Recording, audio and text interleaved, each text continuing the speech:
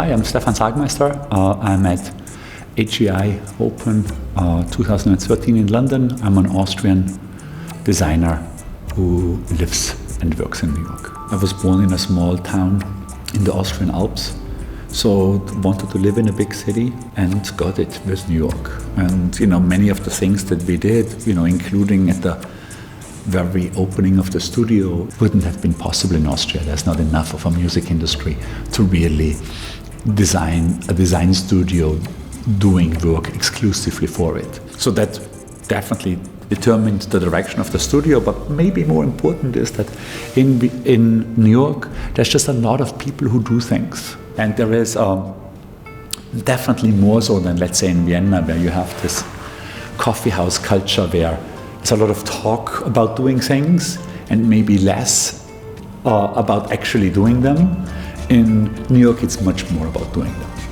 I've now been a designer, if I count my first printed piece, for easily 30 plus years.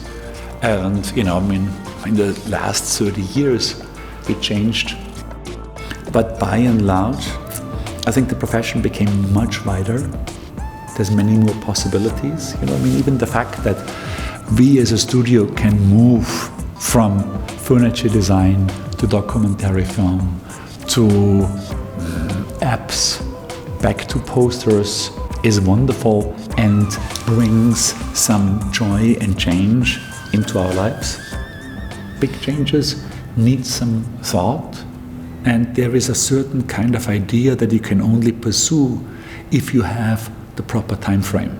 Our sabbaticals, meaning doing a year's worth of non-client work or of experimental work every 7 years, was a huge influence on the studio. And I would say I automatically now divide the studio within those time frames. The first 7 years, the second 7 years, the third 7 years. So we had the first 7 years quite music-centric. The second 7 years much wider with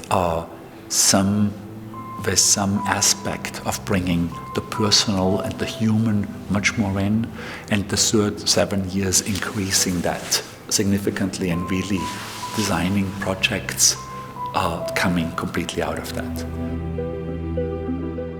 Right now we do about half of the work that's self-initiated, and the other half is sort of like more traditional work that is by and large client-based. I had originally started the Happy Film about 4 years ago out of a desire that came from a friend of mine to do something that's worthwhile. And at the time we were working on furniture, and my friend thought that this was sort of a waste of my time. And because I had given a lecture on design and happiness that always had good feedback, I thought it could be an interesting thing to go about doing a documentary film on the happiness subject.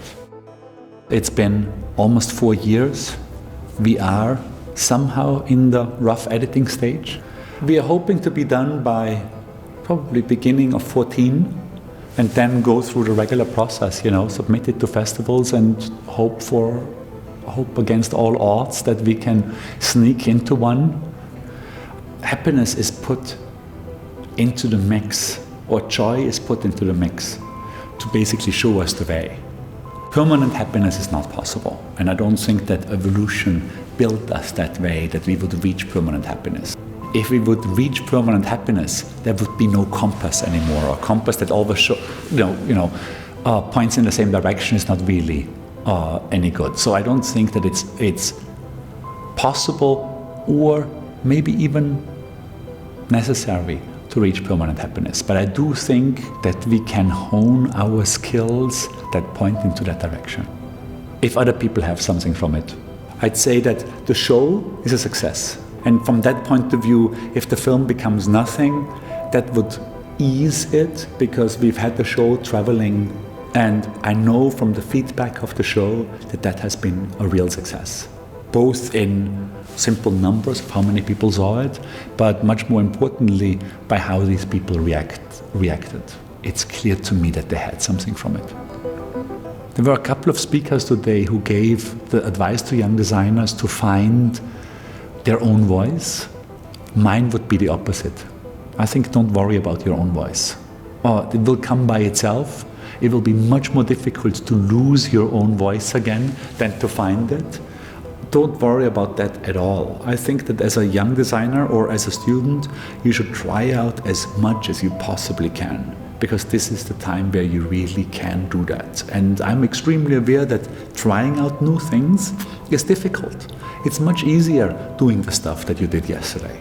And to talk yourself into going down a road that you yourself haven't gone down before yet is much more difficult, and it needs guts. So that would be my advice.